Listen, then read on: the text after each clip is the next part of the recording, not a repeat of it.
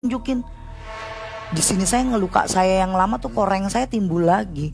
Kalau seandainya Tuhan mengizinkan boleh halal saya Ferry, saya nggak mau pakai santet, biar pakai tangan saya aja halal dan saya dilindungi sama hukum. Saya ritual pemanggilan iblis. Saat iblis itu datang, yang dimana memang saya kolaborasi atau kerja sama iblis, saya ambil foto si Fulan ini, saya kucurin. Saya sudah siapin bonekanya. Kalau kita bilang boneka santet, Mang.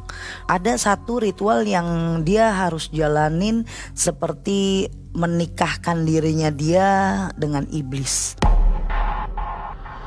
Saya berhubungan tapi rasanya itu kayak saya lagi nggak menstruasi. Itu dapat bisa 173 juta, 160 juta, 230 juta. Berarti korban-korban yang udah disikat sama Teteh itu banyak gitu ya? Iya banyak, Mang. Saat dulu mah ya lebih dari 150, ada ratusan. 200 lah, ada ratusan lah. Ia pernah dikenal sebagai dukun santet. Kemampuannya dalam ilmu hitam membuat banyak orang takut. Namun, hidupnya berubah ketika suatu hari ia mengalami peristiwa besar yang menggetarkan hatinya.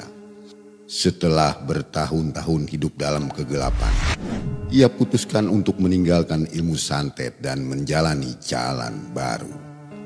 Jalan tak mudah, penuh kerikil ditempuh dengan keteguhan dan keikhlasan oleh Ria Puspita.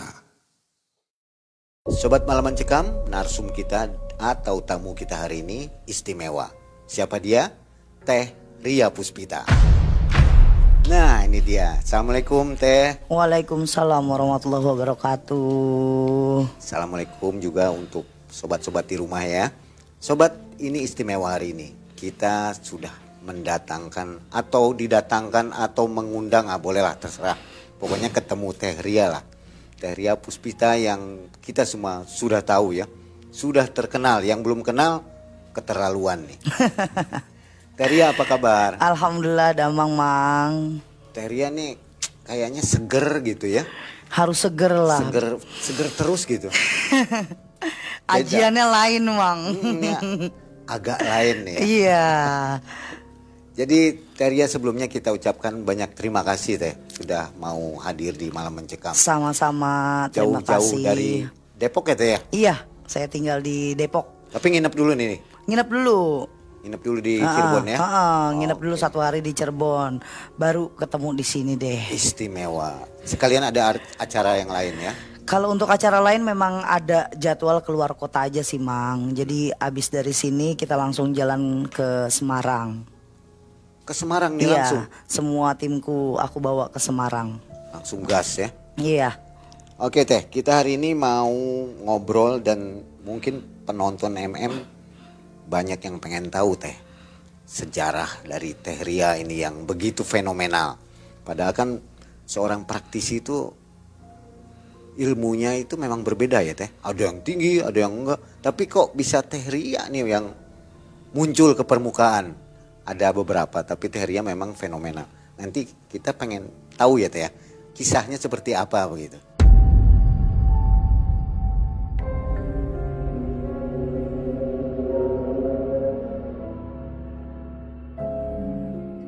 Teh, sebelum kita berkisah, kita mau tanya dulu Teh. Ini kan lagi heboh tentang Ferry Irwandi. Wah, YouTube-nya yang ini nih. Jadi membuat kehebohan atau apa Teh? Saya sebenarnya dari kemarin itu sempat banyak yang nge-tag, bahkan saya sudah pasang instastory saya. Ada salah satu komentar yang kurang mengenakan saya baca karena saya dianggap untuk menaikkan kredibilitas saya harus membuktikan kepada si Bung Ferry ini untuk menyantet dia biar saya dapat Alphard. Memang saya di sini mengakui saya bukan orang kaya, mungkin saya untuk membeli Alphard saya kurang mampu. Tapi untuk kredibilitas saya sekarang, thumbnail saya itu sudah besar terpampang Ria Puspita mantan dukun santet. Iya. Jadi saya pernah melakukan itu tapi sudah tidak melakukan sekarang. Dan saya cuma berpendapat gini, kalau orang yang belum pernah merasakan sakit mungkin masih bisa untuk berpendapat lain. Kayak contoh, dia tidak pernah penyakit diabetes, dia akan bilang ya lo coba dong kurangin gula, kurangin ini, kurangin itu gitu. Tapi bagi si penderita penyakit diabetes, dia sudah coba untuk ngurangin tapi memang qadarullahnya dapat hidayah dan dapat ujiannya dari Tuhan, itu ya penyakit. Saya bilang siapapun boleh berpendapat tentang ilmu teluh ataupun santet. Siapapun boleh pengen tahu kayak apa sih, emang ada gak sih, emang bener gak sih. Sekelas dokter pun pernah menyarankan seseorang pasien untuk lari ke spiritualis karena di dunia medis tidak terbaca. Tidak terbaca dari analisa di medical check up, dia MRI dan lain-lain di dalam ilmu kedokteran tidak terbaca. Tapi si pasien ini mengeluhkan sakit yang teramat sakit. Bahkan saya pernah mendapati klien atau tamu yang datang ke rumah saya ini seorang dokter di mana dia sudah coba semua, dia upgrade di ilmu kedokterannya, di USG dan lain-lain, tapi sakitnya tidak ada, tidak terdetek sedikit pun penyakitnya, tapi dia selama 8 bulan tidak bisa BAB. Jadi perutnya dia mengeras, membesar, bahkan dia sudah pernah operasi dan lain-lain, tidak terdapat apapun di dalam perutnya. Tapi dia tidak bisa keluar juga. Jadi dari duburnya juga sudah ada penelitian, endoskop dan lain-lain semuanya. Ini seorang dokter. Jadi kalau saya bilang sama Bung Ferry, tolong menghargai banyak orang yang mengalami sakit non medis. Mereka itu berjuang bagaimana menyembuhkan dirinya dia, menyembuhkan mentalnya, menyembuhkan lahir batiniahnya.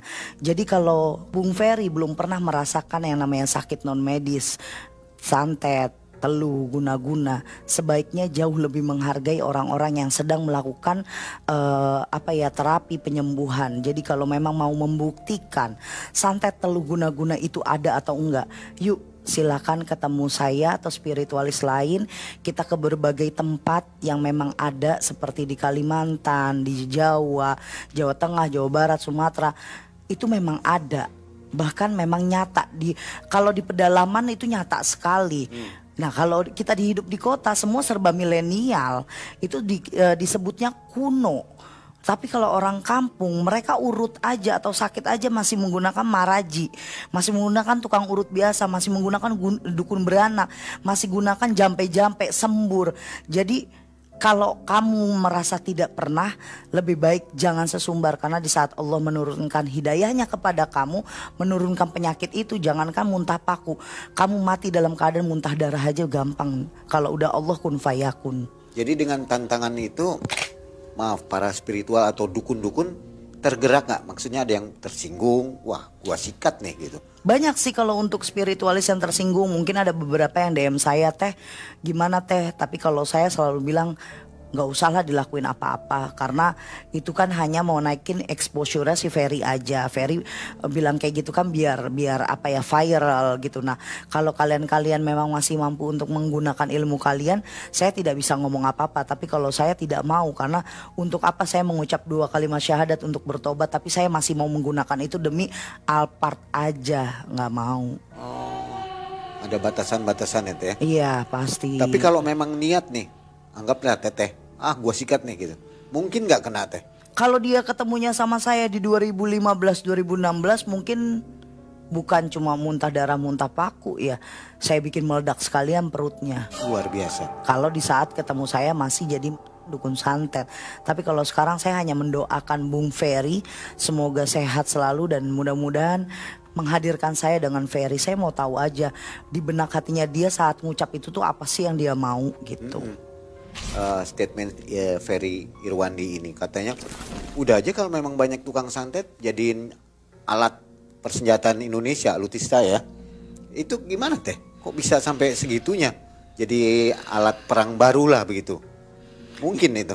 Ya kalau dibilang mungkin atau enggak, dari zaman dulu kalau dia pernah bilang zaman Belanda kenapa nggak disantetin aja para penjajah juga kan dia ngomong kayak gitu. Zaman dulu kita punya cerita urban legend seperti si Pitung, terus ada banyak legenda-legenda pendekar-pendekar yang menguasai di pulau-pulau kita di Indonesia. Mereka pun bisa dengan rawa rontek mereka tidak bisa mati saat ditembak. Tapi ilmu hitam sesungguhnya itu kan memang digunakan untuk satu orang dalam emosional yang kita memang dendam. Kalau digunakan saat zaman penjajah cuma sama satu orang, sedangkan penjajah kita persekutuannya banyak. Jadi orang Indonesia zaman dulu itu bukan gunain santet, dia lebih pakai ilmu kanuragannya untuk kebal. Biar apa? Tahan untuk ditembak, dipukulin, dibaca gitu, untuk menyelamatkan dirinya mereka masing-masing. Tapi di zaman dulu ilmu telu santet udah ada. Cuma kan si Ferry bukannya ilmunya bukan hidup di zaman penjajahan gitu kan. Kalau sekarang digunakan untuk pemerintahan, nah pemerintahan gak usah milih caleg, nggak usah adanya caleg, nggak usah adanya TNI dong, nggak usah adanya polisi, mendingan semua adanya dukun aja. Ya tapi kan nggak bisa. Kita negara yang sudah kulturalnya memang garis turunannya kita itu ada TNI untuk keamanan, ada polisi yang nggak bisa dihapus. Kalau memang Bung Ferry pengennya dukun itu bertindak, bilang aja sama Pak Presiden, Pak ambil aja salah satu dukun santet yang ada di Indonesia buat nyantetin para koruptor gitu. Kamu pakai ibaratnya kamu yang punya statement itu, kamu yang kasih masuk jalur. Kalau kita para dukun, ibaratnya para spiritualis, bisa apa ya kalau kita nggak dikenal sama presiden? Iya. Bahkan kalau yang sebenarnya terjadi nih Mang, di dalam dunia spiritualis sudah banyak calon-calon kementerian, calon-calon anggota MPR DPR atau kita katakan caleg lah, calon legislatif, itu sudah pernah ada yang datang-datang ke spiritualis. Jadi mereka ini pasti 85 sampai 90% itu anggota yang ada di Gedung Hijau di Senayan itu minta tolong bantuan spiritualis untuk menjagain dia gitu, ngebackingin dia. Anggap mereka ada yang nggak pakai nih Teh. Seperti apa nasibnya? Saat pemilihan kayaknya kalau orang-orang yang polos itu udah bakalan kena deh. Kayak contoh saya ada cerita kemarin saya habis hadir di salah satu podcast besar, itu ketemu bintang tamunya Arafi Ahmad. Dia pun beliau menceritakan tentang kejadian adiknya JJ yang naik ke calon legislatif, di mana saat pencalonannya itu di dalam rumahnya itu banyak banget laler ijo, lalernya gede-gede banget, dan kakinya JJ tiba-tiba sakit kayak nggak bisa jalan. Nah itu di saat JJ lagi menyalonkan jadi calon legislatif. Di sini pun kita nggak bisa tutup mata tutup telinga lagi kalau memang di dalam ancar-ancar pemilihan calon legislatif, mau itu MPR, DPR, bupati dan lain-lain, itu pasti ada. Dan kalau dia kosong biasanya gampang kegeser. Tapi wallahualam karena sekarang juga ilmu udah makin tinggi, mereka bisa juga untuk mengalahkan ilmu telu, yaitu yang sering saya siarkan. Saya sering bareng sama para spiritualis yang mendukung anti santet. Jadi mereka menggunakan ilmu-ilmu Allah yang terbaik, jadi akhirnya terlindungi gitu Mang. Iya. Sampai di podcastnya Ferry, berarti banyak sekali yang suka ya dengan podcastnya. Menurut Teteh berarti di Indonesia ya lebih kecenderungannya banyak yang pro, tidak percaya kepada santetnya Teh, ketimbang yang percaya. Menanggapinya gimana Teh? Sebenarnya saya suka banget dengan orang-orang yang membantu saya buat membuat mental orang Indonesia ini tidak terkait lagi sama ilmu santet telu guna-guna. Saya suka banget karena saya selalu saranin sama siapapun yang datang ke saya, buang mental kalian yang apa-apa santet, apa-apa teluh. Jadi ada rasa saya bangga kalau misalnya kayak Ferry membahas santet tuh nggak ada. Santet tuh nggak ada, jadi harus mental kita yang bagus-bagus biar nggak kemakan sama spiritualis yang jahat sama pasien. Banyak yang orang emang membutuhkan datang cuma diduitin doang. Jadi sekali datang bayar misal 3 juta, datang lagi 3 juta, datang lagi 3 juta, itu nggak bagus. Kalau yang namanya mahar, satu itu mahar sekali sampai tuntas. Jadi ngebantu juga sebenarnya Mang kalau untuk si Ferry ya. Terus memang di dunia kita itu kan, di Indonesia khususnya negara kita itu lebih suka sama hal mistis. Tapi kenapa banyak yang antara pro dan kontra tentang ilmu santet. Saya sendiri aja sekarang mengagungkan kalau santet itu hal yang harus dibinasakan memang. Karena kebanyakan dukun-dukun yang gak bisa ngapa-ngapain aja bisa pura-pura membuat statement ke pasien kalau pasien itu kena santet. Padahal hanya ingin mengambil uangnya aja gitu. Bilangnya sakit santet padahal mah gak santet. Yang penting dapetin duit gitu. Padahal medis ya. Medis biasa. Itu juga harus kita bongkar sebenarnya. Karena di tempat saya udah banyak pasien-pasien yang sudah datang ke tempat saya. Itu mereka tahu banget saya gak mau banyak basa-basi. Kalau emang sakit suruh pulang, periksa ke dokter. Kalau memang dia benar-benar kok dideteksi sama mata batin saya memang ada. Itu aja itu aja saya suruhnya cuma zikir, terus minum air kelapa untuk ngedetox, sama beberapa sholawatan yang saya ajarin ke mereka. Dan ada minum minuman pakai air herbal yang mereka rebus sendiri. Nggak ada tuh hal-hal yang nih di telinganya ada paku, nih di matanya ada ini nggak. Karena sugesti saya untuk orang yang datang itu harus sehat. Iya. Dan katanya Teh, sebelum Teteh berkisah tentang perjalanan hidup, orang yang mau nyantet itu kan mahal ya Teh ya, biayanya mahal, betul Teh? Enggak juga.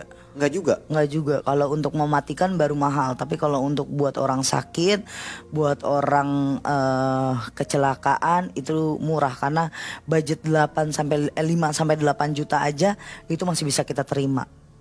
Mereka datangnya berkali-kali? Berkali-kali, betul. Itulah yang buat mahal. Karena terus-terusan.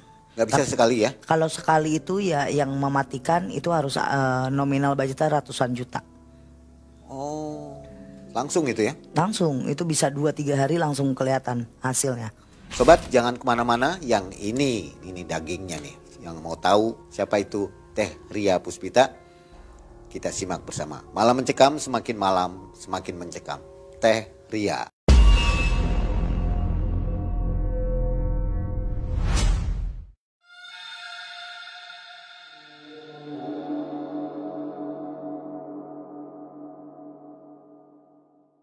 Jadi gini Mang Ei, pertama kali itu saya melakukan ilmu hitam, atau saya mulai terjerat nih di tempat yang salah, di ilmu yang salah, itu SMP. Saya ngerasa dibully itu, hantam-hantaman bully itu setiap hari saya rasain. Saya dihina, dikatain, sampai akhirnya saya mau belajar bela diri, ilmu silat. Nah ternyata guru yang saya datengin atau guru silat saya ini bukan silat biasa, tapi dia juga mengajarkan ilmu hitam, yaitu ilmu kebal. Belajar dari situ saya ada amalan 40 hari untuk menjalankan beberapa ritual, yaitu kayak minum darah, makan pelor, makan daging mentah, makan ular. Terus sampai beberapa puasa-puasa yang saya jalanin, sampai akhirnya di finish terakhir saya bisa yang namanya anti baca. Apa sih Teh yang mendorong Teteh melakukan itu? Sakit hati sih lebih Mang Ei. Kepada siapa? Teman-teman sekolah saya dulu, terus lingkungan rumah saya. Karena kebetulan saya ini memang terlahir dari keluarga yang tidak kaya ya. Saya dibilang sederhana juga enggak juga, ya dibilang miskin banget enggak. Ya cukup lah, tapi papa saya saat itu kerjanya sebagai tukang las keliling, las karbit keliling.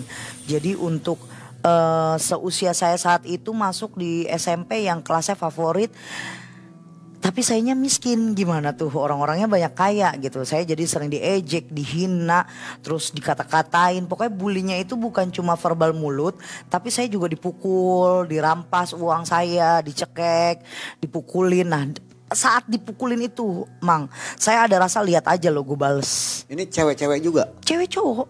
Semua ya? Iya, cewek cowok. Karena saya satu-satunya kayaknya OSIS saat itu yang miskin. Akhirnya oke, saya beraniin, saya bilang sama salah satu teman saya mau silat, saya ngajak dia juga bilang ada kok yang bagus gitu. Nah disitulah saya baru perkenalan sama yang namanya dunia ilmu hitam, yaitu ilmu kebal. Dimana yang pertama saya tahan dulu untuk dipukul pakai beton. Jadi ada beton, dia bikin betonnya itu kotak gede, nggak tahu berapa kilo, itu dihantam di kepala saya sama badan saya, itu nggak kenapa-napa. Terus baru benda-benda yang tajam kayak melakukan pisau, terus celurit, golok, itu udah semuanya. Sampai akhirnya saya mandi pakai minyak panas.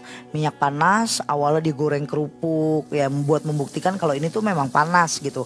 Tapi ternyata di badan saya nggak ada rasa panas. Memang setiap mau melakukan itu harus baca ajiannya. Setelah baca ajian baru itu terpengaruh. Rasanya dingin aja biasa di badan saya, kayak kena air putih biasa. Yang terakhir baru pakai air keras di muka, cuci muka pakai air keras. Itu pun rasanya dingin biasa.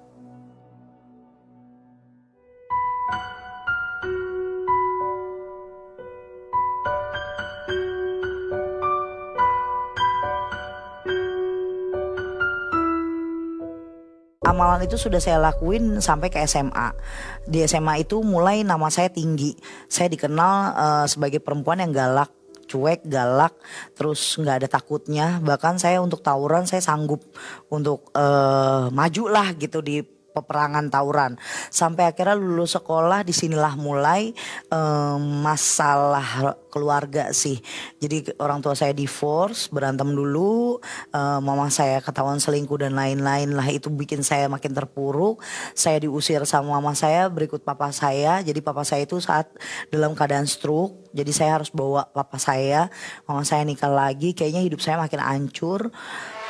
Terus ada satu waktu saya datang ke rumah, niatnya buat nanyain gimana ke depannya kehidupan saya sama papa.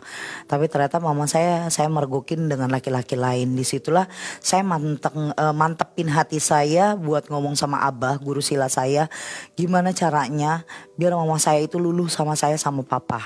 Ternyata abah ngebawa saya ke guru besarnya di daerah Jawa Barat. Akhirnya dibawa. Nah disitulah dapat wejangan yang menurut saya di posisi tempat yang gak bagus gitu. Karena mereka kasih tahu saya gini, kalau kamu mau balas dendam ke ibu kamu gak perlu pakai marah, gak perlu mukulin. Terus gimana bah caranya? Kita nyakitin dia tanpa menyentuh. Kayaknya udah saatnya kamu nurunin ilmu yang saya punya. Karena kebetulan saya tidak punya turunan. Jadi abah dengan nyai ini gak punya anak.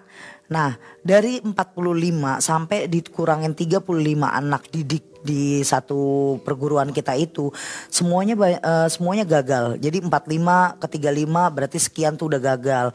Nah ini 35 ini dipilih lagi. Sampai akhirnya banyak yang gagal dan tinggal 6. 6 itu termasuk saya. 5 teman saya ini gagal di 35, 36 hari saat berendam di salah satu telaga. Jadi kita harus 41 hari berendam di telaga tanpa makan, tanpa minum, tanpa tidur. Dan baca jampe yang disuruh sama abah. Itu ritualnya dilakukan selama full 41 hari. Dengan kejadian di setiap malam ganjil itu selalu ada kejadian yang mungkin di luar nalar semuanya. Kayak tiba-tiba ada orang jalan banyak banget rame. Terus di depan muka saya dijilatin setan. Terus ditimpuk nggak tahu benda apa itu. Pokoknya berat banget di belakang. Tapi nggak boleh kita nengok ke kanan, nengok ke kiri, bahkan kita untuk ngelihat di bawah kaki kita ada apa aja nggak boleh. Jadi kita harus pandangannya lurus, Mang. Itu cowok semua ya? Iya cowok, tapi kita satu-satunya cewek saya. Dan semuanya itu bergantian untuk ngelakuin ritualnya, karena di satu telaga doang dan itu nggak boleh banyak orang. Jadi hanya satu, ya udah selama 41 hari. Kalau gagal lanjutin orang lain. Nah saya dapat urutan ketiga dan saya satu-satunya yang berhasil. Yang lain setelah 45 sampai 6 itu gak ada yang berhasil. Dia di hari ke-30-an selalu tumbang semuanya, pingsan. Ada yang ibaratnya gak mau langsung gimana caranya bangun gitu. Itu hari 30-an. Nah setelah itu saya baru dapatlah beberapa bahasanya tuh ya ajian pamungkas untuk perbedaan santet, teluh, guna-guna, pelet, gendam. Itu beda ya? Beda semuanya. Pengasihan pun masuk ke pelet kan. Jadi kalau santet itu lebih ekstrimnya dia mematikan seketika. Itu teteh dapat semua itu? Dapat semuanya. Terus teluh kita bisa per 5 menit 5 detik nyawa kita kayak nggak ada gitu. Tapi ini yang biasanya orang ngerasain badannya itu nggak kuat, sakit. Terus biasanya orang-orang ini yang ngidap kena teluh itu orang yang cuma bisa diranjang doang, kelumpuhan yang tidak tahu, dokter pun nggak tahu, ototnya baik-baik aja, otaknya baik-baik aja, semuanya tulang-tulangnya baik-baik aja, tapi kenapa lumpuh? Nah, ada guna-guna di mana dia itu selalu kesurupan terus, kesurupan lagi. Tapi identik dengan muntah darah kalau guna-guna dibandingin santet. Cuma guna-guna harus didasarin ya memang dia mematikan orang ini secara berkala. Jadi dia berkala, bikin orang itu kesurupan, terus lama-lama kan mindsetnya dia hilang, terus sukmanya dia lama-lama juga hilang, otaknya dia udah rusak, lama-lama dia gila dia mati. Gitu banyak Mang, bukan cuma satu. Santet pun banyak ciri-cirinya, ada banyak penjelasannya. Dan orang yang ngelmu itu belum tentu berhasil ya Teh? Belum tentu. Apa pilihannya? Dasarnya apa mereka nggak berhasil? Sebenarnya dasarnya berhasil dari ilmu itu tetap aja pilihan. Kalau memang dia nggak sanggup, banyak orang kok yang jadi gila. Satu perguruan saya hampir 12 orang gila karena ilmu. Karena dia nggak sanggup untuk ngedalemin ilmu. Dan kebetulan memang saya kan tanah kelahiran saya di 2 kota yang bagi saya ekstrim di spiritual. Keluarga papa saya asli Cirebon, mama saya itu campuran Bogor, Banten. Jadi keluarga mama saya perempuan semua yang bisa. Keluarga papa saya yang laki semua yang bisa. Dan saya ada di tengah-tengah. Kalau mereka semua ilmunya putih, saya doang yang melenceng. Teteh ini full hitam? Ya, saya memang dari awal tertarik dengan ilmu hitam. Karena bagi saya gini, saat itu setan udah kemelut di badan saya, bagaimana caranya? Saya mau bela diri saya nggak mampu. Kayak gimana caranya? Ya udah dengan cara jalan pintas aja. Walaupun jalan pintas yang saya punya orang-orang nggak akan pernah bisa mengapresiasiin. Kok bisa? Ya saya juga nggak tahu kenapa bisa. Karena beberapa di sebelah saya, sekitar saya itu nggak bisa, cuma saya doang. Ya Allahu alam, itu mungkin perjalanan saya yang sudah ditentukan sama Allah biar saya akhirnya kesini. Dan sekarang saya ketemu sama Mamang dalam keadaan saya udah hijrah. Insya Allah saya akan istiqomah. Kalau waktu itu belum hijrah mungkin nggak mau ikut podcast ini juga kan? Kayaknya saya tetap jadi introvert. Karena dulu gini, orang yang benar-benar dukun, orang yang benar-benar memang dia bisa santet, saya percaya dia gak akan berkoar-koar. Makanya kalau dibilang ada yang nge-tag saya buat nyantet, berarti dia gak kenal sama saya. Berarti dia gak pernah nonton podcast saya. Kalau saya udah gak jadi pemain santet.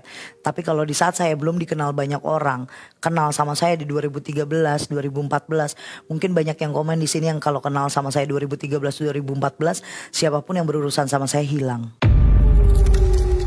Jadi pernah satu waktu nih di saat saya sudah mendalami ilmu hitam ya Mang Ei, saya datang pertama kali saya bisa untuk melakukan ilmu santet itu, saya datang ke Jakarta setelah saya pulang dari rumah Abah. Saya datang ke Jakarta, ternyata Abah memang menyuruh seseorang untuk datangnya ke rumah saya. Karena alamat si orang ini, si klien ini tuh di Jakarta. Karena kalau datang ke tempat Abah kan jauh. Abah tuh jaraknya dari sini perkiraan kalau mau tahu Jawa Baratnya itu 6 sampai 8 jam ke daerah tempat Abah. Terus datang ibu-ibu nih datang ke tempat saya. Terus saya bilang, ibu tahu rumah ini dari mana? Punten teh, saya itu sebenarnya sudah sering datang ke tempat Abah. Hari ini ada yang saya mau minta tolong ke Abah, cuma sama Abah ditolak.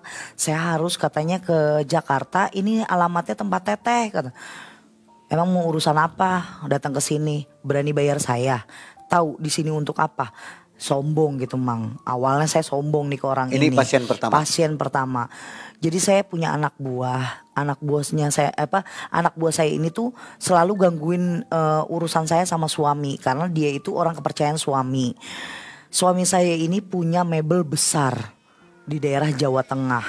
Nah, saya mau biar si anak buah suami saya ini gimana caranya ya sakit lah, nggak bisa kerja lagi karena kebetulan saya ini istri kedua suami saya.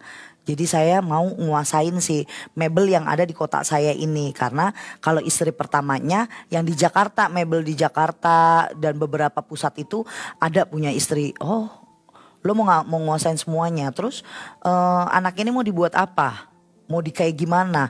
Kalau cuma dibuat sakit doang ya sakit toh, nanti kalau ada yang nyembuhin bukan resiko saya ya.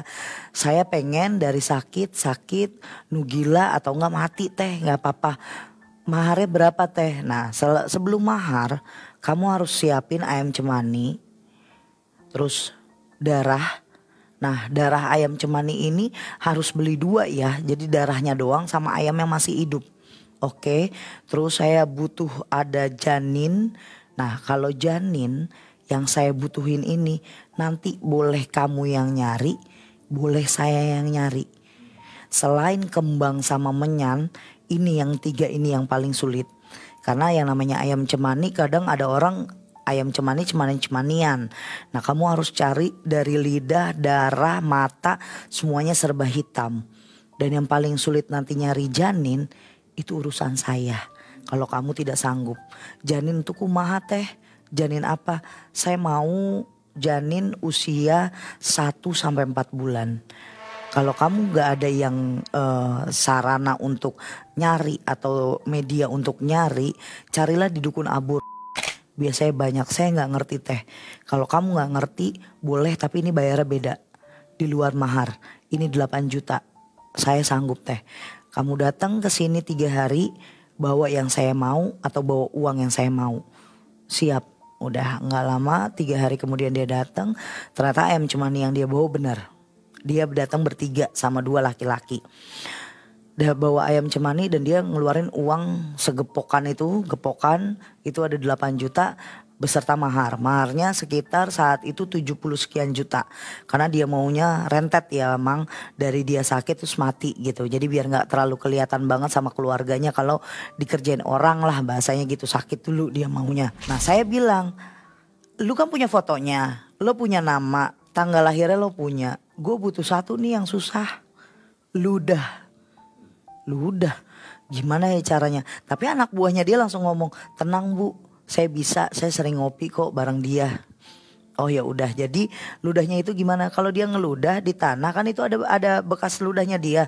Kena pasir, walaupun udah ngering nggak apa-apa, ambil aja, yang penting itu bekas ludahnya dia. Oh ya udah, akhirnya si anak buahnya ini gimana caranya ngobrol di belakang, ada ludah dan itu benar fulan itu yang ngeludah kan. Karena nggak akan mang bisa masuk kalau emang itu dia pura-pura. Kayak misalnya pakai ludahnya ludah orang lain, seakan-akan pakai ludahnya si fulan ini yang kita mau ngerjain, gak akan pernah bisa. Akhirnya semua media udah ada, tinggal 1, janin. Saya kontak ke Abah, saya telepon ke Nyai, istrinya Abah, karena kebetulan Nyai doang yang bisa megang handphone. Saya bilang saya butuh janin. Nah adiknya Abah itu dukun abur yang selalu menyimpan beberapa janin untuk saya. Saya minta yang muda lah, gak yang tua gitu. Kira udah dapet, dianterin sama anak buah Abah ke tempat saya praktek. Semua alat-alatnya sudah ada, sudah siap. Sajenannya udah. Terus si darah ayam cemani udah. Ayam cemaninya juga saya sudah potong. Saya cuma butuh kepala sama jantung. Ya dalemannya dia, ada jantungnya, hati empelanya dan lain-lainnya, itu dalemannya saya butuhin. Sama janin. Nah prosesnya itu cuma 15 sampai 20 menit. Karena saya manggil iblis. Saya ritual pemanggilan iblis. Saat iblis itu datang, yang dimana memang saya kolaborasi atau kerja sama iblis. Saya makan itu dari pala ayam, minumnya dari jantung. Baru terakhir saya sembahin. Ini semua saya kucuk janin ke muka saya. Terus saya sisain sedikit. Baru ini janin saya. Gimana kalau ditanya rasanya gimana teh, saya udah nggak bisa ngebayangin apapun. Di situ rasanya ya kayak saya lagi mempersembahkan sembahan untuk orang yang saya sayang, bahwa please dong gue minta tolong. Nih gue udah kasih. Jadi setengah badan saya itu sebenarnya udah kerasukan sama dia gitu. Makan udah itu semuanya habis. Setelah saya rasa balik lagi akal saya normal, karena kan 30% hilang, saya antara sadar sama enggak. Saya ambil foto si fulan ini, saya kucurin darah, saya sudah siapin bonekanya. Kalau kita bilang boneka santet, Mang. Udah di situ udah ditulisin namanya pakai si darah tadi, saya coret pakai pulpen. Jadi kayak pena gitu, saya pakai darah, nama sama binnya. Saya mainin, darahnya saya kucurin, mainin menyan. Saya ajian saya ke si sang iblis saya, Tuan Agung saya ini. Gimana caranya biar dia ngerasain dulu sakit di perut, di kepala, darah itu dikucurin, baru kita tancepin tiga jarum. 3 jarum di kepala, 3 jarum di dada, 3 jarum di kaki, terus di p***nya dia. Karena kebetulan laki-laki kan. Terus saya semua badan sakit, Mang.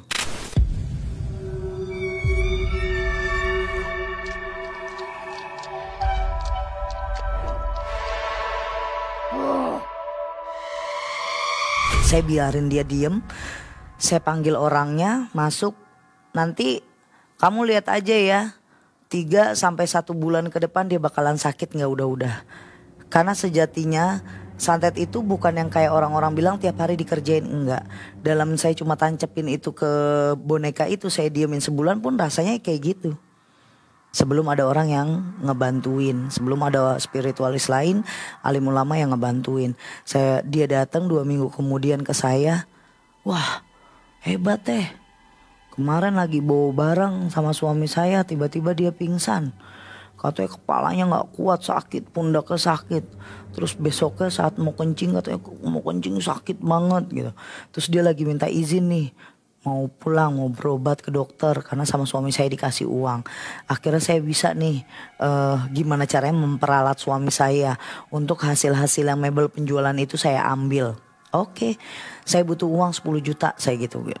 Buat ya selanjutnya bulan berikutnya saya kerjain lagi. Oh sanggup teh, siap, dikirim duit 10 juta dikasih ke saya. Setelah sudah hitungan 41 hari, di malam 41 hari saya kerjain lagi. Karena dia bilang saya maunya bulan berikutnya udah gak sanggup aja, mati.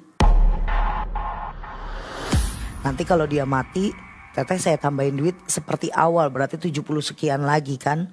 Ya udah, ini tancepan yang tadinya setengah di kepala, dada, terus kaki sama ini saya tancepinnya dalam. Saya makin tekan, jadi yang atas udah ke dalam, yang tengah ini nyatu sama yang dalam, yang di bawah nyatu lagi ke atas ke dalam. Jadi boneka antara depan sama belakang udah isinya jarum semuanya. Di saat itu saya taruh 1 bejana, saya tumpuk pakai tanah kuburan, saya aur darah, jadi darah disiram, pakaiin kembang lagi, airnya itu kita ngambil airnya dari 7 sumur. Jadi saya memang punya beberapa bejana di dalam ruangan saya itu, kayak kendi gede-gede, itu saya ngambil dari 7 sumur. Kita siram biar apa, nggak kebaca sama dukun-dukun lain. Kalau kita mau matiin dia, jadi kalau misalnya ada orang yang nolongin nggak sempet ketolong gitu, Mang. Pasang, menyan kita nyalain, siram air yang terakhir, baru kita meledakin di situ, bakar. Kita bakar bareng sama si menyan itu. Tuh nggak tahu gimana caranya, pokoknya hari itu harus mati kan dia mintanya. Ya kita kerasinnya begitu. Akhirnya keluar deh tuh darah-darah dari bejana itu keluar sendiri, berarti udah berhasil. Nah dia datang habis ngerjain itu sekitar 15-20 menit, 3 jam kemudian dia datang ke rumah, ke tempat praktek saya. Teh, saya dapat kabar dari suami saya, si Fulan meninggal. Berarti saya berhasil sini duitnya. Jadi kalau dalam mengerjakan pasien itu, saya sebenarnya mematok harga itu kan gede. Tapi kalau untuk ini kan yang pertama kali dan ini berhasil emang. Setelah itu baru saya tahu kalau mematikan orang itu 70 juta aja banyak yang mau. Akhirnya yaitu saya patok sekarang 100 sekian juta. Dan itu ada lebih dari 30 orang saya lakuin ritualnya sama. Yang penting dimana di saat dia minta ada kematian, saya minta janin. Ini kan yang mulus ya, Mang. Ini dalam keadaan memang kita berhasil. Tapi ada satu waktu setelah setahun saya mulai berkecimpung di dunia santet, telu guna-guna. Saya ada pasien. Dia itu yang datang laki-laki. Dia mau ngerjain perempuan. Jadi perempuannya ini sebenarnya dia suka lah sama ini perempuan. Tapi ditolak mentah-mentah. Dihina. Tidak ada omongan yang enak. Terus keluarga si perempuannya pun kayak menghina ini laki-laki. Dan kebetulan pas datang dia bilang gimana caranya ini perempuan harus gila. Nah saya bilang kalau gila itu saya butuh rambut dan pakaian yang memang habis dipakai sama dia. Jadi masih ada keringat. Ternyata dia dapet, Mang. Dia dapet, kita buntel si rambutnya itu sama mainan saya, boneka saya kita bikinin, terus si bajunya ini kita ikat kayak seakan-akan dia jadi pocong juga, jadi bentuk mainan kayak gitu, kepala, badan, kaki, terus di tengahnya itu harus ada fotonya dia, nama sama binnya atau tanggal lahirnya. Kita mainin gimana caranya nyampe ke sana harus 3 hari teh, karena saya mau lihat 5 hari lagi dia mau ada pernikahan. Jadi dia nolak karena suka sama laki-laki lain yang lebih kaya dari dia. Saya lakuin, ternyata saya salah prediksi. Keluarganya dia juga keluarga dukun. Pasien saya nelpon, "Teh, kaki gue tiba-tiba gak bisa jalan. Yang sebelah kanan, saya mainin kendi-kendi saya. Kenapa nih? Ternyata belum ajian saya selesai, kendi saya satu pecah. Dan itu nyata muka laki-laki pakai sorban hitam, baju hitam, dalemannya agak sedikit warnanya bukan putih tapi kayak apa sih, coklat gitu. Dia duduk udah hadap-hadapan sama saya. Dia cuma ngomong kalau memang dia nggak berjodoh nggak usah dipaksa. Ini keponakan saya. Kalau memang mau kita lawan satu aja. Terus dia pakai ajian, pas saya tahu ajiannya dia ajian dari Bali. Karena memang benar-benar energinya cukup gede gitu, sampai 2 kendi saya ini pecah. Tapi saya bilang gue gak mau bikin diri gue mati, ya mendingan pasien gue aja yang datang mati. Saya serang balik ke dia. Akhirnya pasien saya lumpuh di sebelah kanan, tapi yang dia itu, yang perempuan itu sadar, saya selamat. Walaupun ini udah darah-darah semua saya. Daripada yang saya yang mati mang, kemudian saya limpahin, kan dia yang minta bukan saya yang mau. Jadi peperangan itu selama 2 malam berturut-turut itu adu ilmu mang. Siapa yang paling kuat? Ini hidung, mulut, telinga saya udah keluar darah semuanya.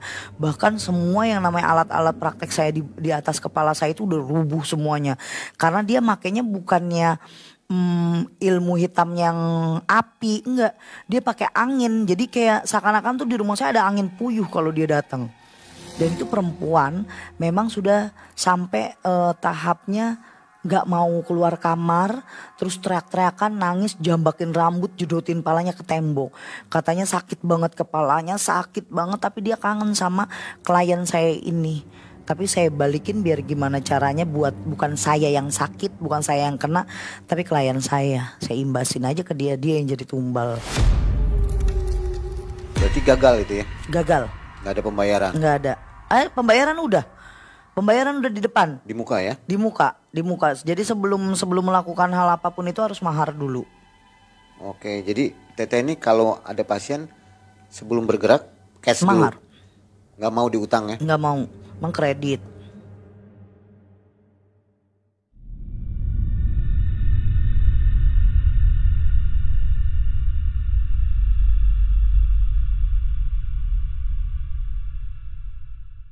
Saya sih selain untuk ilmu santet telu guna-gunanya mang, zaman dulu di saat saya spiritualis ilmu hitam, saya juga ada pelet.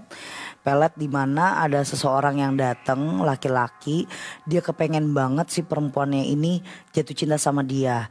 Tapi ada satu kejadian yang paling ekstrim ini saat dapat klien perempuan. Jadi dia kepengen banget bosnya jatuh cinta sama dia itu ART. Dan dia cuma bisa bayar 8.500.000. Saat itu pelet saya kasih mahar 10 juta. Tapi di saat berhasil nanti dia mau nambahin lah, alasannya gitu. Nah saya kasih waktu dia 5 hari. 5 hari dalam pengerjaan saya. Jadi 5 hari baru kelihatan lah hasilnya. Nah itu cuma dibutuhin rambut sama bajunya aja. Nah kalau foto memang sudah diharuskan dan diwajibkan. Tapi selain itu pasti harus ada rambut sama foto. Nah kejadian 5 hari saya itu mah ritualnya tidak separah ilmu santet ya. Hanya membutuhkan beberapa jampe aja. Dan ini si laki-laki sudah kelihatan kayak mulai gak suka sama istrinya. Mulai marah-marah sama istrinya. Terus sama si ART ini lebih banyak perhatian. Dan sampai ada kirim pesan kalau kayaknya saya jatuh cinta deh sama kamu. Mau gak kamu saya nikahin. Dan terus mulai royal. 1 bulan kemudian baru saya dikasih uang yang ngebom 20 juta dari si pasien ini. Selain pelet, kalau pelet kayaknya memang sudah di zaman milenial aja sangat dibutuhkan mang. Karena saya sudah di ilmu sekarang yang bagi saya sudah saya ke jalan yang benar. Banyak orang yang datang ke saya masih mengartikan kalau saya itu masih bisa pelet. Jadi melet orang gitu, minta banyak di dunia milenial yang sekarang udah katanya canggih. Nah, kalau di zaman spiritualis ilmu hitam dulu, saya itu dapat ajian satu lagi. Untuk 197 hari saya melakukan ritual untuk mendapatkan ahli ilmu penyugihan. Jadi di mana orang-orang yang mau nyugih atau pesugihan itu datangnya ke saya dengan berbagai macam tumbalnya. Kayak ada dia mau penyugihan pakai tumbalnya keluarganya. Ada yang minta penumbalannya itu hewan kayak kerbau bule. Terus ada yang minta penyugihan nanti tumbalnya karyawannya. Nah itu sesuai nanti maunya apa gitu. Di sini saya pernah dapetin. Jadi ada sepasang suami istri datang nih Mang ke tempat saya mengeluhkan kalau hidupnya itu selalu ketimpa musibah gitu, kayak kok uang habis, kerjaan suami di PHK, terus dia punya usaha turun terus. Nah dia pengen minta pesugihan ke saya, gimana caranya biar kaya. Tapi di sini dia minta yang sangat amat instan. Tapi bagi saya resikonya sangat besar karena selain ada tumbal, yaitu tumbalnya di keluarga terdekatnya dia, ya bisa anaknya, ibunya, adiknya, kakaknya, pokoknya yang sangat terdekat dan sekandung.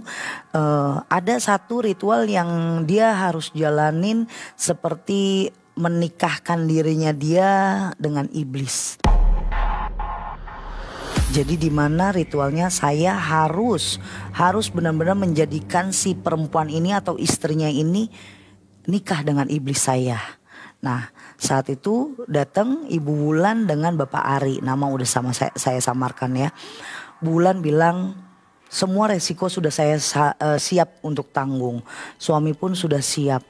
Saya gimana caranya buat menjadi apa ya, Teria dipandanglah sama orang di kampung karena saya terlalu miskin, utang saya banyak, saya terlalu diremehkan, dicemoohkan gitu kan.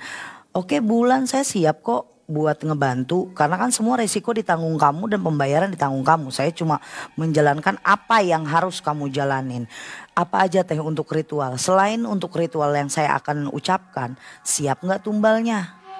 Karena di malam-malam tertentu kamu harus siapkan tumbalnya. Ini per sekian bulan masih aman. Jadi per 6 bulan di malam Jumat tepatnya Kliwon, kamu harus datang lagi ke sini. Itu untuk kayak ibaratnya penyerahan tumbal siapa nama-nama berikutnya. Oke, saya sudah siap. Karena yang saya mau siapkan itu bisa nggak kalau sepupu saya dulu yang satu rumah. Jadi dia ternyata di rumah itu masih gabung dengan saudara-saudaranya dia. Memang notabene keluarga mereka kurang mampu. Dan ada beberapa yang memang bagi dia nyusahin lah, tapi gayanya maunya kaya gitu. Ya boleh, yang penting ditulis aja. Karena di sini tidak ada keterkhususan dia perjaka atau perawan. Yang penting itu orang terdekat kamu dan memang harus nyawanya ditumbalkan. Dia tulis beberapa nama, ada 5 sampai 6 nama yang dia tulis. Terus ini yang pertama kita akan ritualkan. Tapi yang pertama tidak tumbalkan manusia, tapi kita butuh kepala kerbau bule.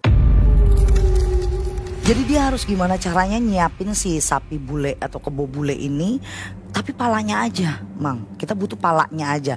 Tapi masih berceceran darah ya, karena badannya ini nanti gak boleh dimakan, gak boleh dibagi-bagikan, jadi langsung dikubur buat pematok.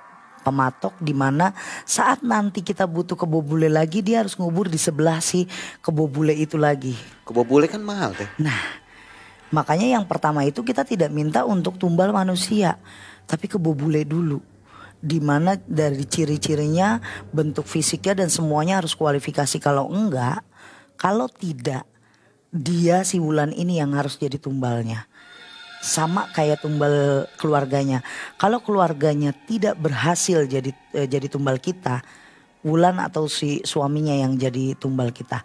Nah ritualnya ini sangat gampang. Saya butuh satu kamar di rumah kamu yang memang sudah disediakan khusus. Teh, karena rumah saya masih gabung semuanya, saya buka kosan. Ada di dekat rumah saya lah, saya buka kamar. Oke, nggak masalah. Yuk kita datang ke sana. Saya ritual lah di sana. Di mana dia saya pakaikan baju tidur, Saya kasih minyak wewangian, sudah saya mandikan sebelumnya pakai 7 rupa, kembang 7 rupa, terus minyak duyung, wewangian, biar badannya dia bisa jadi magnet lah untuk iblis yang saya mau kasih ke dia gitu, mau dipuja sama keluarganya si Wulan ini. Setelah sudah mandi, sudah wangi, saya sanggul rambutnya. Habis disanggul nanti, sanggul ini kan cuma kayak pakai sumpit gitu tuh Mang. Nanti kalau ada hawa dingin, terus mulai agak sedikit harum, sampai harumnya nyengat, rambutnya itu kamu buka ya, terus kamu langsung rebahan aja tiduran di kasur. Nah, kita ritualnya itu nggak gampang ya. Kamu duduk, saya siramin dia pakai darah. Nah kebetulan 2 minggu itu sebelum ritual dia bilang kalau saat ritual dia pas menstruasi. Memang kita butuh menstruasi Mang. Jadi berhubungan badannya dan saat nanti ritual-ritual selanjutnya untuk hubungan intim dia dengan si iblis karena dia sudah jadi pengantin iblisnya, ini harus pakai darah menstruasinya dia. Darah menstruasinya itu ditaruh di batok kelapa, sama kayak ritual-ritual semua penganut-penganut ilmu hitam itu disiramin dari kepalanya dia ke seluruh badannya. Walaupun hanya cuma setetes demi setetes, tapi darah itu harus komplit di badannya dia. Nanti darahnya ini akan kita usapin kayak ala make up tapi pakai menstruasi, yang dimana baunya itu udah campur Mang, amis, bau wangi juga. Kenapa saya bilang bau? Karena kepala kerbau itu kan ada di situ. Sudah ada 1-2 hari kan di situ kita sembahin, baru di malam yang kita waktunya pas tepat kita tentuin itu 2 hari setelah pemotongan kerbau, baru kita pemujaan sama iblis untuk menyerahkan badannya dia. Sudah ritual itu selesai, udah dimandiin, kita tidurin dia di kasur, baru saya di bawah lantai dengan beberapa mainan saya, Menyan dan kawan-kawannya bacain ritual. Dia di sana dengan bacaan jampe yang saya ucapin. Setelah ada 15-20 menit, Wulan ngomong, "Teh, dingin teh. Teh dingin." Tapi saya tidak bilang iya ataupun enggak. Saya enggak hiraukan dia, "Teh, tolong teh, ini dingin banget teh. Teh ini apa teh? Teh ini apa?" Ternyata dia ngerasa badannya dia tuh kayak guncang, kayak ada yang dorong dia sekenceng-kencengnya, sampai akhirnya dia jatuh tiduran. Tapi pas dia melek mata, dia nggak bisa ngomong apa-apa, dia diem, dia manut terus nggak ada suaranya. Tapi saya nengok, wah, dia sudah ditidurin sama si iblis ini, sudah mulai cuma desahan aja lah. Setelah selesai ritual, saya tanya sama dia, "Apa yang kamu lihat? Apa yang kamu rasain?" Jadi saat digoncangin saya ditidurin, saya kan merem saking saya takutnya. Saya sambil baca jampe yang teteh suruh. Pas saya melek mata, ada laki-laki di depan muka saya, ganteng banget teh, wangi banget. Terus dia bilang, "Terima kasih kamu sudah memanggil saya. Apa yang kamu butuhkan akan saya penuhi. Tapi tolong penuhi apa yang saya butuhkan." Akhirnya dia memenuhi, ya saya penuhin aja. Saya berhubungan, tapi rasanya itu kayak saya lagi gak menstruasi. Karena gak ada rasa apa-apa. Terus ya saya menikmati aja. Akhirnya saya dikasih ini.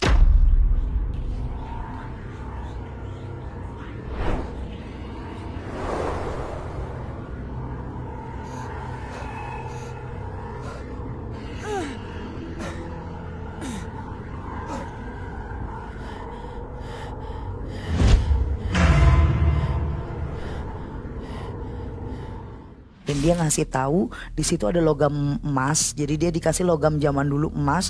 Terus saya bilang, ya udah, logam ini kamu taruh di kaleng.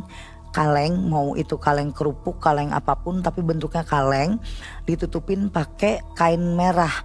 Nanti setiap jadwalnya kamu mau kasih sesembahan, kayak misalnya setiap malam Jumat itu kan harus sediain kembang yang seger, wewangian yang seger, dan kamu harus make up karena kan mau dicumbu lagi.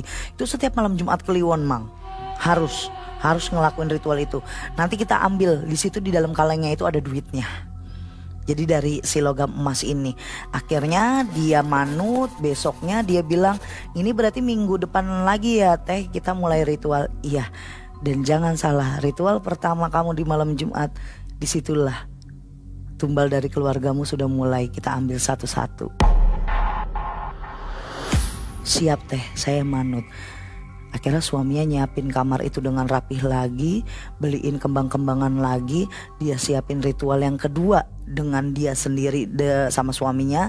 Saya tidak melakukan di rumahnya tapi saya di rumah saya.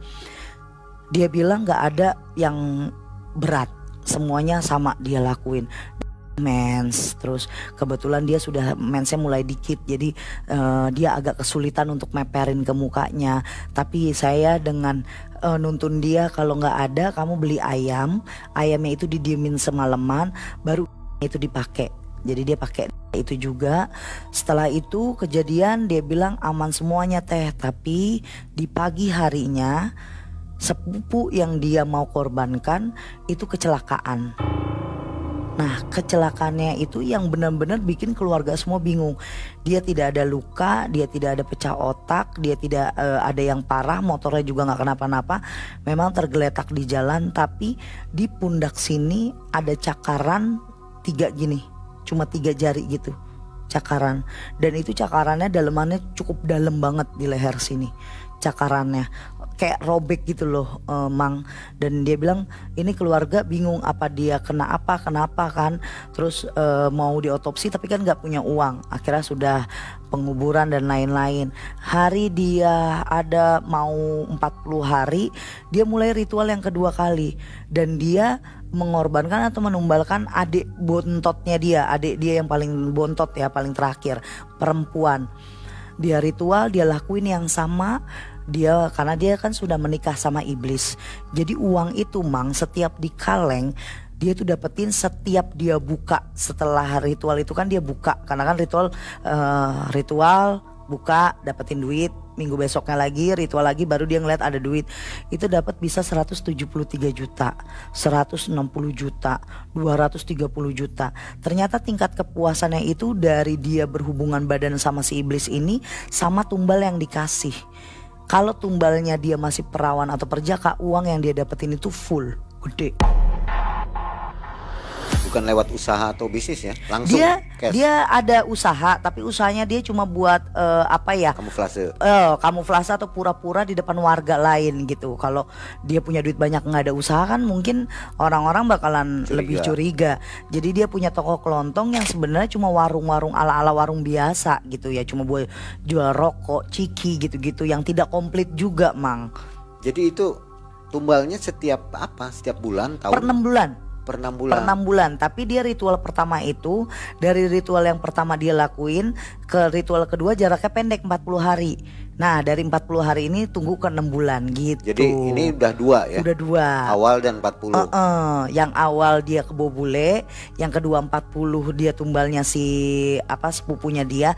Nah ini udah mau mulai tumbal yang ketiga malah. Hubungannya setiap 6 bulan sekali. Tapi kalau berhubungan badannya itu setiap diminta sama dia. Jadi setiap dia udah mintanya itu udah dari awal minta setiap malam Jumat Kliwon, ya setiap malam Jumat Kliwon dia harus ngelakuin biar kan dapat duitnya.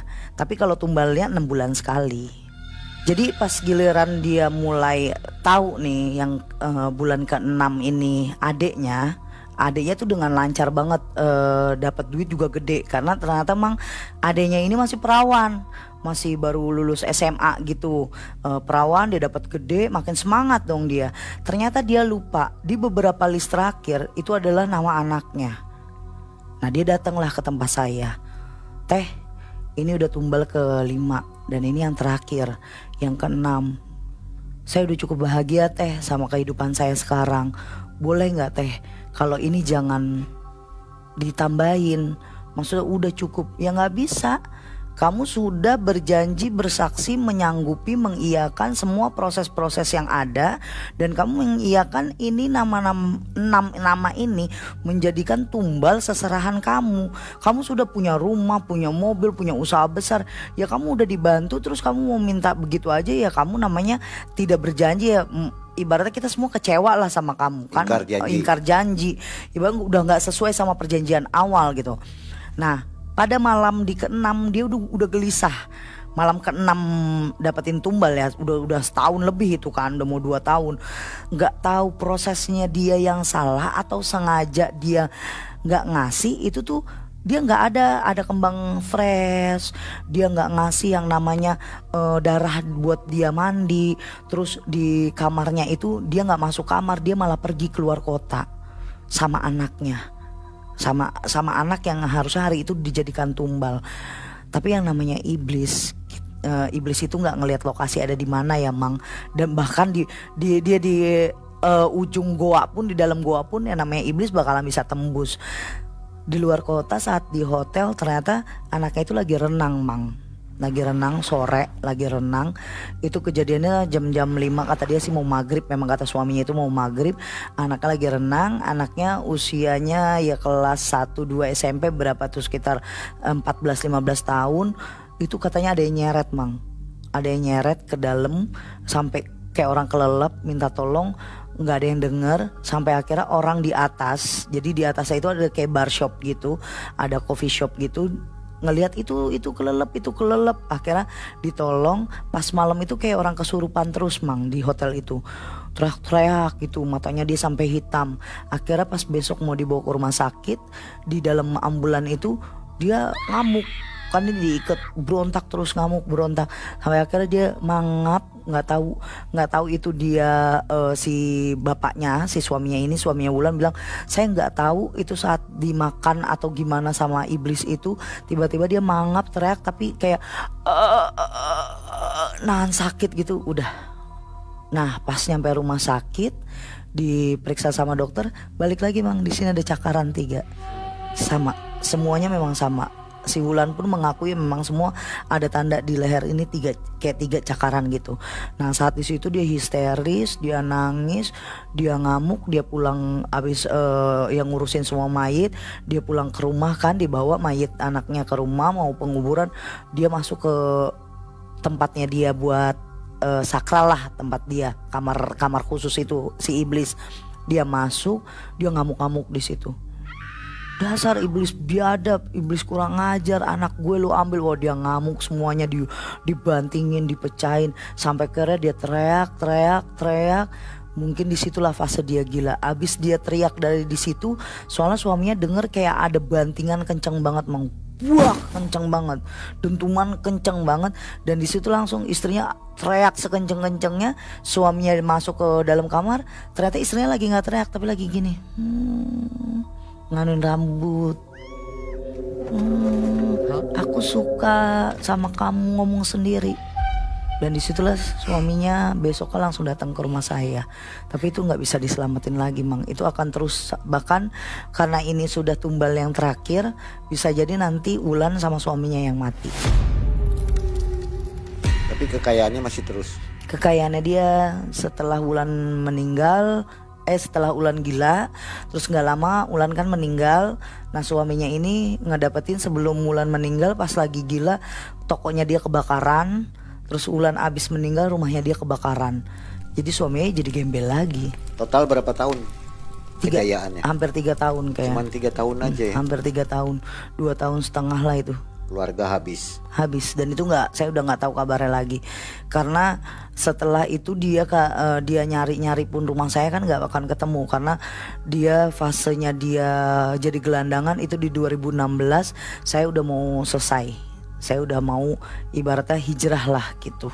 Ada nggak Teh pesugihan tanpa tumbal? Kandang bubrah. Itu benar ya Teh? Bener. Kandang bubrah kan hanya merenovasi rumah tapi pendapatannya kecil.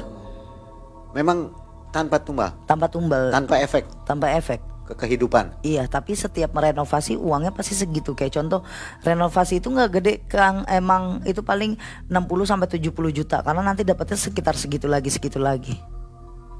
Jadi bolak-balik ya? Iya. Nggak kaya banget gitu? Nggak, biasa aja. Berarti korban-korban yang udah disikat sama Teteh itu banyak ya Teh? Iya banyak Mang. Saat dulu mah ya lebih dari 150, ada ratusan. 200 lah, ada ratusan lah. Teteh nggak takut mereka ini dendam Teh? Kalau untuk yang dendam sebenarnya kan mereka datang ke saya kan minta tolong. Nah untuk orang-orang yang saya celakain, ibaratnya yang tidak kenal sama saya tapi saya sakitin, itu ada, saya pernah cerita saat saya rumah praktek saya kebakaran. Di situ mau di titik kilas baliknya saya hijrah.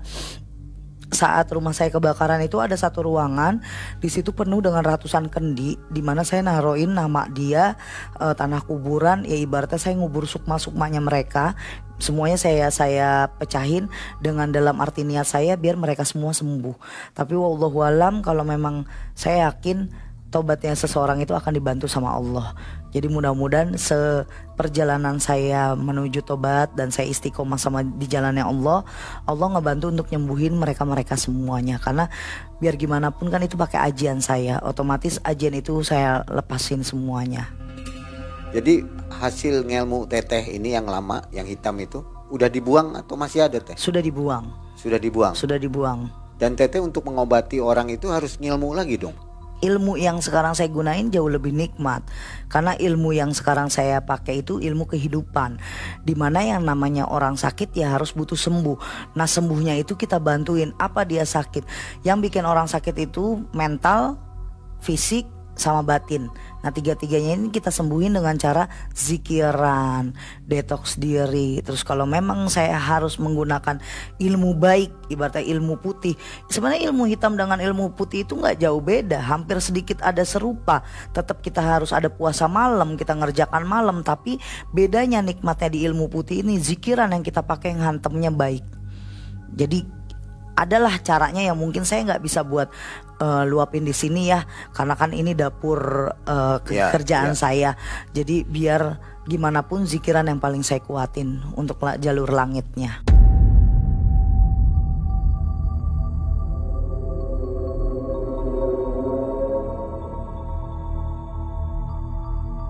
Proses hijrahnya teteh berapa lama? Hijrah saya 2 tahun. Itu berat ya? Itu untuk menemukan ibaratnya keseimbangan. Karena dari saya 2016, 2017 saya mulai dihantam, selesai saya difitnah abis-abisan, saya dituduh maling, saya ini segala macam. Ternyata memang hijrah itu berat banget, Mang. Nggak segampang yang orang ngomong. Makanya saya jujur, saya balik ke yang awal. Ferry itu ngebuat saya luka lama saya kebuka. Karena banyak orang mengetik tidak tahu perasaan saya kayak gimana. Dengan gampangnya nyuruh saya nyantet Ferry. Padahal dalam waktu 2 tahun saya membersihkan badan saya itu sangat sakit, sangat susah. Sampai akhirnya papa saya meninggal di saat saya sudah viral pun. Saya masih ngebekas kalau bapak gua tahu lu masih nyuruh gua nyantet, apa yang gak bapak gua sakit hati. Karena yang ngebikin saya bisa buat mengucap 2 kalimat syahadat setelah 5 kali saya coba buat 2 kalimat syahadat saya nggak bisa, itu cuma papa saya yang ngebantu, almarhum papa saya. Jadi buat yang saya hafal namanya, ada akun itu yang bener-bener nyuruh saya buat nyantet Ferry, buat kredibilitas saya. Mohon maaf, saya sakit hati banget sama dia. Kenapa saya bilang sakit hati? Semua orang tahu nangisnya saya cerita ini nggak bisa saya utarain lagi. Kalau memang ada cerita yang lain, saya nggak akan mau ceritain ini.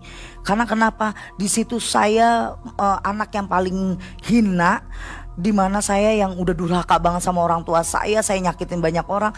Tapi almarhum papa saya dengan kuat penuh rasa sayang tuh, kasih sayang ke saya, ngebantuin saya buat hijrah gitu. Gimana saya proses tobatnya, dia nggak ada, orang tuh nggak ada yang tahu, Mang. Gimana pedihnya saya di pondok pesantren, saya hancur. Kenapa saya hancur? Datang baru ngajiin saya ngerasa kebakar, badan saya sakit. Sampai akhirnya saya belajar Al-Fatihah aja saya masih dihina banyak orang. Saya ke majelis teman-teman saya malah doyan fitnah saya. Itu perjuangan saya kan panjang banget. Tapi dengan statementnya si Ferry, saya di tag, terus orang itu ngomong coba dong tunjukin. Di sini saya ngeluka saya yang lama tuh, koreng saya timbul lagi. Kalau seandainya Tuhan mengizinkan boleh halal saya Ferry, saya nggak mau pakai santet, biar pakai tangan saya aja halal dan saya dilindungi sama hukum saya. Tapi saya kan nggak bisa apa-apa, Mang. Saya hanya mendoakan biar dia tidak tahu rasanya sakitnya ilmu non medis itu kayak gimana. Tapi kalau ada orang yang nyinggung lagi tuh Riano mantan dukun santet, tukang halus segala macem, mudah-mudahan Allah kasih dia hidayah yang terbaik, biar dia ngerasain apa yang saya rasain, biar dia nggak ada ya lagi yang bilang Teh Ria halu, Teh Ria harus nyantet. Saya nggak mau. Saya nggak mau lagi dikaitkan dengan santet-santet lagi. Ibaratnya saya disuruh orang untuk nyantet, saya nggak mau gitu. Kalau dengan pesulap merah, Teteh nggak merasa tersinggung atau enggak? sakit hati? Karena kalau pesulap merah, kenapa saya bilang nggak kesinggung? Kan Bang Marcel tugasnya itu untuk membongkar spiritualis bodong, Ya. Spiritualis palsu. Sedangkan saya ngobatin orang, kanan kiri saya para habaib bantuin saya. Saya dapat ijazahan dari almarhum Habib Hasan Jafar Assegaf yang sekarang saya gunakan untuk bacain gimana orang sakit kesurupan. Saya bacain doa itu amanah yang dikasih. Masa iya pesulap merah masih nganggap saya jelek? Berarti kan dia harus berurusan sama habaib langsung, sama anak buah Nurul Mustofa, sama anak-anak majelis Nurul Mustofa. Berarti habaib ngajarin saya salah gitu. Nah nggak berani, karena yang datang ke tempat saya itu boleh datang ke rumah saya. Marcel boleh datang ke tempat saya. Ilmu yang saya kasih ke orang aja saya maki-maki. Mang, jangan mikirin santet mulu, santet nggak ada, udah sehat gitu loh. Iya. Jadi kalau misalnya Bang Marcel nunjuk saya, belum pernah. Jadi Ferry itu statement memang tidak menunjuk ke saya, tapi komentar orang lah yang menjuru ke saya. Kalau pesulap merah, alhamdulillah dia sangat ngebantu. Karena kenapa? Spiritualis seperti kita yang emang niat untuk ngebantu orang jadi benar-benar kebantu gitu, dibanding yang bodong-bodong yang ala-ala nih ada keris ini segala macam bullshit. Nggak percaya saya juga. Karena setiap saya mau penelusuran dimanapun, saya nggak pernah mau ngambil yang namanya barang-barang pusaka. Yang namanya barang pusaka itu ibaratnya yang di dalam tanah keluar. Itu kalau memang jodoh kita bukan kita ambil. Kalau yang namanya kita ambil, kita maling. Kalau emang buat kita lagi di rumah, lagi zikir, lagi tahajudan, datang tiba-tiba tuh nongol batu, baru itu emang buat kita. Kalau kita nyari kemana-mana mau ngapain? Oke. Gitu. Nah Teh, ini kayaknya keselip nih ya. Pengen tahu tentang Freemason Teh, sekte. Apa pendapat Teteh? Kalau untuk sekte itu pasti ada, karena sekte itu salah satu bagian dari ilmu hitam, namanya pemujaan. Bedanya nama dia agak sedikit keren aja, sekte. Padahal sama-sama juga nyugi, sama aja juga pemuja setan. Tapi di sini sekte-sekte yang alirannya lebih ke apa ya, mereka mengharapkan popularitas. Kalau di zamannya ilmu hitam itu ada yang namanya untuk kejayaan. Jadi dia gimana pun sampai tua itu namanya dia masih harum. Bahkan dia masih dikenal banyak orang. Contoh banyak di para bangsawan zaman dulu make ini. Jadi dia kayak semedi bertapa gitu biar namanya dia masih harum di mana-mana. Dan banyak orang yang kayaknya ngelihat dia charming, terkesima gitulah. Nah kalau sekarang banyak yang di luar negeri pakai sekte, ya di Indonesia juga banyak ya sektenya. Itu lebih ke aliran sesatnya pemujaan setan dengan bebas, terus mandi dengan air darah bisa darah hewan, boleh bisa juga dari situasi. Tapi cara-cara mereka di setiap tempat itu beda-beda Mang. Cuma kalau di luar negeri dibalutnya lebih elegan aja, karena memang yang namanya sekte itu kebanyakan janji manis orang-orang kaya. Pakai tumbal juga? Dia tumbalnya dirinya dia sendiri sih. Oh, artis itu ya? Iya, kalau untuk artis-artis Indonesia sih saya belum ngelihat yang sekte-sekte. Paling mantan sekte Bang Mongol itu mah udah tobat kan, mantan juga. Dia abang saya deh, udah tahu. Memang dari pelajaran dari Bang Mongol juga banyak sekte-sekte yang menjanjikan kan tentang kekayaan hedonis ya. Tapi kalau di luar negeri ini yang kita udah lihat kayak P Diddy dan N-Gang, nah itu ketahuan popularitas dia udah lama sebenarnya, ketahuan banyak spiritual udah tahu kalau dia memang penganut sekte Illuminati. Intinya pesugihan juga ya itu? Sama, pesugihan juga, cuma dibalutnya lebih elegan aja. Iya, rada-rada asing gitu. Iya, keren lah, keren, tapi tetap aja dia tentang seksual, partis, terus kayak misalnya hubungan. Nah nanti di ritual kita pun ada, di pesugihan sama pemujaan itu ada yang namanya berhubungan saat menstruasi, berhubungan ada, tapi include-nya memang balik lagi kayak sekte. Tapi kalau kita enggak, ilmu hitam itu enggak kayak gitu, lebih ke tumbal, bukan yang partisnya. Lebih ke tumbal ya. Oke Teh, Untuk mereka yang masih mau melakukan pesugihan, nyantet, saran teteh apa? Stop. Stop ilmu hitam. Stop untuk melawan atau berkecimpung di dunia ilmu hitam. Terus kalau misalnya kalian nggak bisa bersaing, ya lebih baik mundur, karena sejatinya ilmu hitam itu tidak ada yang menguntungkan tapi merugikan. Siapapun dirugikan. Kita yang datang ke dukun dirugikan, orang yang kena sama ilmu hitam juga dirugikan. Sebenarnya dukunnya itu juga dirugikan. Kenapa? Karena balik, yang namanya udah ditabur pasti menuai. Allah bisa karena terbiasa. Nah, coba kita biasakan untuk bersaing secara sehat, karena semuanya tergantung. Kalau Allah udah kun fayakun, kita kasih mahar berapapun itu akan nyambat ke diri kita, kita yang akan jadi tumbalnya juga. Jadi stop ilmu hitam kita hapuskan. Sekarang sudah akhir zaman, memang balik lagi ke zaman-zaman jahiliyah yang lama. Karena bumi udah tua, lebih baik kita sholat, kita tobat. Pesugihan pun jangan. Jangan. Kaya itu kerja. Kalau ada yang DM saya, teh saya mau banyak uang tapi saya mau kaya cuma nggak mau kerja, gimana caranya? Ya nggak ada. Ya kecuali kalian nikah sama orang konglomerat atau orang kaya. Jadi kalau mau nyugi mendingan kerja aja udah. Teteh kok dari hijrah ya, tadinya banyak uang terus hijrah. Biasanya kan kebanyakan jadi menderita dulu teh. Iya. Miskin dulu, iya. Ini dulu. Teteh iya. ngalamin juga? Ngalamin. Saya ngalamin mang, yang namanya buat beli, saya perokok ya. Dulu buat beli rokok aja saya nggak sanggup. Itu boleh yang pernah kenal sama saya saat zaman-zaman saya benar-benar miskin banget, itu di 2018 apalagi ya. Itu hijrah. Hijrah itu benar-benar nggak punya. Saya sampai kalau rokok aja minta duit sama teman saya, bagi goceng dong buat beli rokok, atau enggak bagi 10.000 dong gitu. Saya sampai nggak punya duit sama sekali.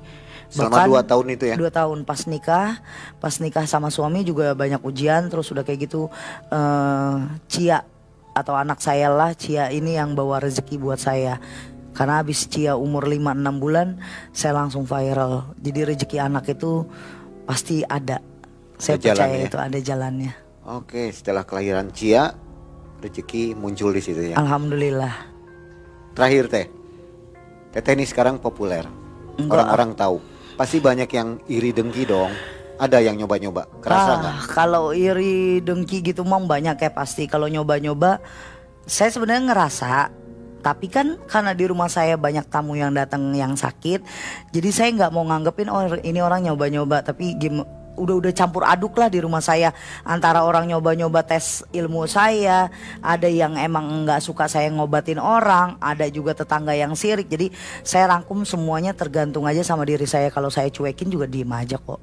Buktinya sampai sekarang saya dalam membantu banyak orang, saya masih dikasih lindungan sama Allah. Berarti kan kekuatan Allah itu lebih kuasa. Kerasa ya di badannya teh? Kerasa. Ada yang main-main kerasa gitu? Semua kru saya ngerasa kok. Semua kru saya, kalau misalnya tim-tim saya kerasa semuanya. Ini beda rasanya kalau memang ada orang yang jahil. Di sini ada apa teh di studio MM? Ada Mang. Ada ya. Ada Mang, ada kru. Host goib ya. Oke, host goib pasti ada. Setiap tempat itu ada, tapi tergantung mindset sama pikiran kita, hati kita gimana. Yang penting jangan tinggalin ibadah, jangan tinggalin doa. Itu aja sih Mang. Jangan tersugesti ya teh ya. Bener. Kalau nyangka kita apa?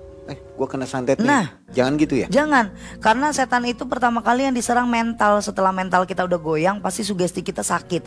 Sakit. Nah, setan itu demen banget mikirin di otak kita, nimbulin pikiran yang tuh sakit tuh dada lo, sakit tuh leher lo, sakit tuh ini. Nah, kita bantuin, aku itu sama timku itu bantuinnya itu, biar mental mereka yang udah rusak kita upgrade lagi jadi bagus.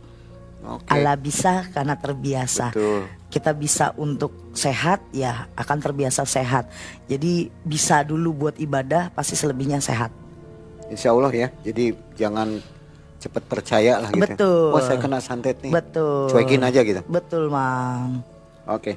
Sobat Malam Mencekam, itu sebagian kisah Teh Ria. Masih banyak lagi nih. Kalau memang suka komentar di bawah, nanti insya Allah Teh Ria kita undang lagi di Malam Mencekam nih. Kalau ada waktu ya Teh ya. Boleh.